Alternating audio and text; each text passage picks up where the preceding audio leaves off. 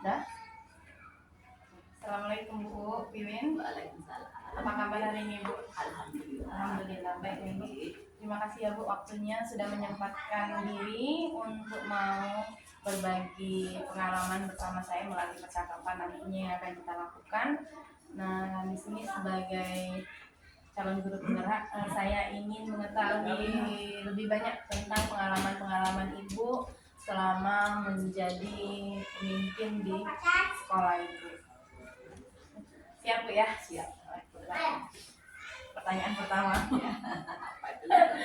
Oke, Bu. Selama ini bagaimana Ibu Wiwin dapat mengidentifikasi kasus-kasus yang merupakan mana yang dilema etika, mana yang dibutuhkan moral seperti itu? Selama ini ya saya mengidentifikasi dahulu kasus-kasusnya. Apabila kasus-kasusnya itu terkait masalah hukum, menurut pendapat saya itu termasuk bukan moral. Kalau mengenai masalah hukum, kemudian kalau itu berhubungan dengan kebenaran, lawan kesalahan, tetapi apabila kasus yang saya hadapi memiliki pilihan yang saya anggap sama-sama benar, maka termasuk ke dalam dilema etika. Ya, itu. Tapi kalau yang moral berarti masih terkait kepada aturan yang berlaku ya, tentang rujukan moral ya itu masalah ya, aturan aturan di sekolah, berarti bisa aturan di sekolah maupun perundang-undangan kita ya Bu ya, secara hukum negara. Kalau dianggap sama-sama benar itu termasuk dilema ya. Kemudian bagaimana nih Ibu Wiwin menjalankan pengambilan keputusan di sekolah Ibu, terutama untuk kasus-kasus di mana ada dua kepentingan, sama-sama benar atau sama-sama punya nilai kebajikan, seperti itu Bu.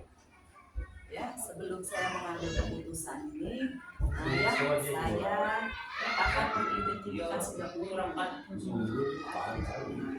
Saya identifikasi dahulu kasus-kasusnya, baru kemudian saya akan menentukan siapa saja yang terlibat dalam kasus-kasus tersebut. Langkah selanjutnya adalah dengan mengumpulkan data-data dan fakta-fakta yang ada, sehingga dapat mengambil keputusan yang tepat. Kemudian keputusan ini diambil berdasarkan nilai-nilai kebajikan yang harus selalu diutamakan dengan mengutamakan nilai-nilai kebajikan dan keadilan, seperti keadilan, kejujuran, kemanusiaan. Maka kebenaran ini akan mengikuti. Gitu. Bapak ini jangan kuat-kuat di sini. Bisa disambung-sambung lah. Bisa lagi di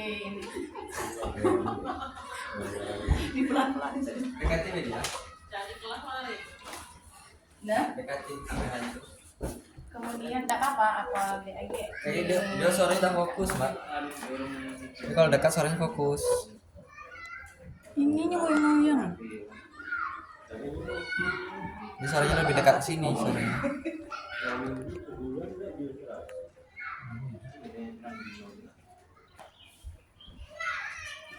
Sudah. Bapak suaranya dikelciin dikit.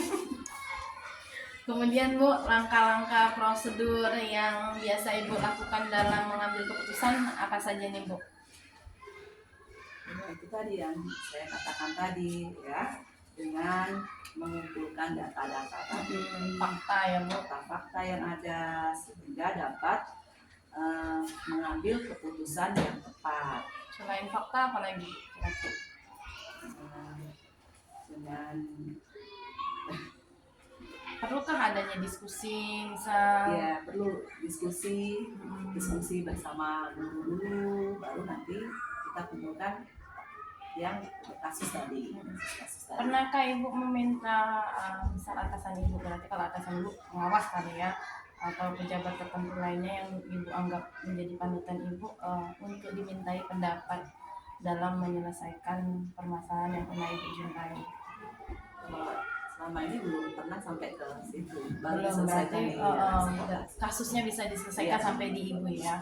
Oke. Atau mungkin pernah ada kasus di kelas tapi guru tidak melibatkan ibu karena dirasa cukup sampai pada wali kelasnya seperti itu.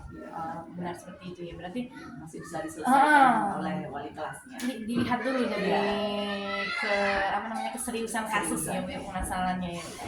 Kemudian Bu, hal-hal yang selama ini Ibu anggap efektif, yang Ibu anggap efisien dalam mengambil sebuah keputusan. Kalau menurut saya hal yang dianggap efektif dalam keputusan pada kasus Mirna ini yaitu dengan berdialog terlebih dahulu, dengan komunikasi yang baik, diajak komunikasi yang baik dulu, dengan komunikasi antara hati ke hati supaya terbuka. Nanti kalau sudah terjalin komunikasi yang terbuka, baru diadakan musyawarah. Nanti kalau sudah musyawarah, jadi baru menemukan solusinya apa. Berarti diskusi secara empat mata, kemudian musyawarah ini Ibu anggap sebagai langkah efektif dalam memutuskan suatu permasalahan ya Bu ya. Nah kemudian yang hal-hal apa saja yang merupakan tantangan Ibu dalam mengambil sebuah keputusan? Ada tidak sih Bu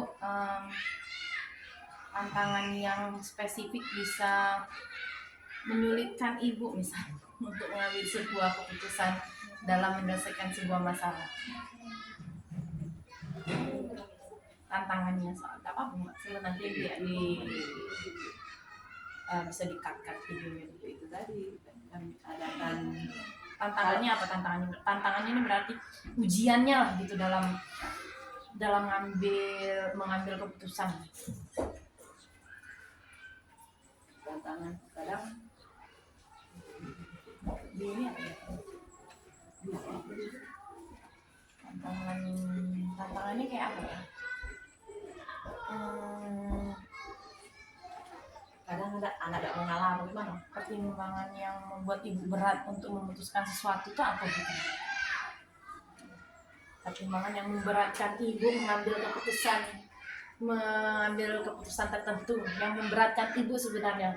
Sebenarnya Ibu mau berat nih mau mengambil keputusan ini, tapi mau tidak mau harus diambil gitu. Nah, apa yang kira-kira memberatkan kira-kira? Misalnya ini ya, Atau misal hubungan kekeluargaan kah, atau rekan yang dekat kah, seperti itu. Apa kira-kira? itu kadang hubungan keluargaan. Ya Bu ya, karena lingkungan kita di sini hampir rata-rata keluarga ya, seperti itu Bu ya. Itu yang memberatkan menurut Ibu. Nah, untuk memiliki sebuah tata kelola atau jadwal tertentu dalam sebuah penyelesaian kasus nih, apakah langsung diselesaikan di tempat tanpa pikir panjang misalnya? Nah, kamu nih sudah berbuat salah, ikuti aturan, harus menjalani hukuman seperti itu, atau ada waktu tertentu yang memang Ibu alokasikan, Ibu sediakan untuk menyelesaikan masalah tersebut? Bagaimana prosedurnya yang Ibu jalankan? Langkah-langkahnya seperti apa? Itu dilihat dulu tadi masalahnya. Kalau memang masalahnya ringan, ya harus Diselesaikan. Tapi kalau misalnya berat, ya kita berikan teguran dulu, teguran awal. Kemudian kalau kita kasih teguran awal tidak juga diindahkan, Tidak efektif ya Bu ya. ya. Kemudian baru kita berikan peringatan dulu. Sudah teguran, terus kasih peringatan. Berarti ada tata kelola. Sebab itu kita buat tata kelola. Dimana untuk menyelesaikan kasus-kasus tersebut dengan tata cara yang pertama tadi. Tata cara yang pertama tadi itu memberikan teguran tadi. Terus kalau belum juga dikasih teguran, kasih peringatan lagi. Itu berarti Kemudian, sehingga bentuknya aturan yang harus dipatuhi agar mengikuti aturan tadi. Oke, berarti pertama lakukan teguran dulu ya Bu, yang kedua baru peringatan ya, lebih sedikit keras dari teguran. Kemudian baru kalau sudah masuk ke tata kelola berarti sudah berulang-ulang ya Bu, tidak bisa terselesaikan juga dengan peringatan, diluangkanlah waktu untuk menyelesaikan masalah ini ya. Baik Ibu ya. Kemudian adakah seseorang atau faktor-faktor lain yang selama ini membantu ibu nih atau mempermudah ibu dalam mengambil keputusan dalam kasus-kasus dilema etika? Adakah yang menurut ibu orang yang suka bantu ibu nih menyelesaikan masalah di sekolah, atau misal hal-hal lain yang ibu anggap memang menggampangkan ibu dalam memutuskan kasus-kasus tersebut? Alhamdulillah guru-guru di sini sangat membantu saya. Berarti Saling komunikasi, saling membantu lah kami di sini. rekan-rekan yang Bu kemudian menjalin komunikasi yang baik ya Bu. Jadi apa Itu yang membantu. apa yang menjadi kendala permasalahan langsung dikomunikasikan ya Bu. Jadi tidak ada ya simpang siur sifatnya ya Bu. Sudah berapa menit Bu? 10 menit tadi kepotong yang berapa menit, sekitar 1 menit tadi kepotong. Itu udah termasuk yang kepotong 1 menit. Iya, fullnya Kak. Sekarang masuk 11 menit.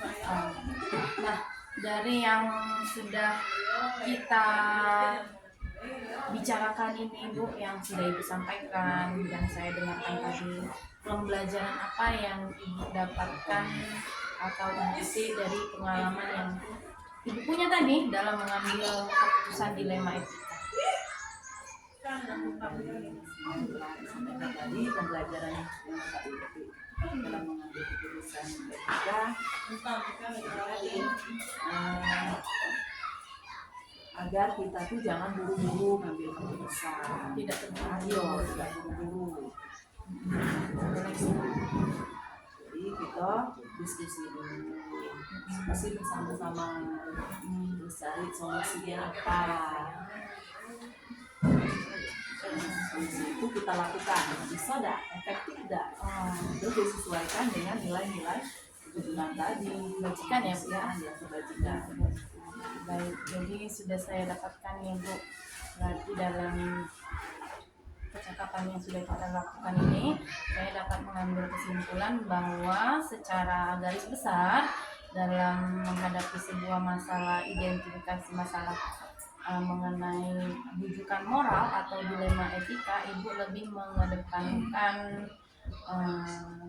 melakukan komunikasi 2 arah, diskusi, kemudian bermusyawarah, kemudian melihat bagaimana kasus tersebut bisa diselesaikan segera atau memang perlu alokasi tertentu dalam menyelesaikannya, kemudian menjalin kolaborasi yang baik dengan rekan-rekan tadi dalam menyelesaikan sebuah masalah, dan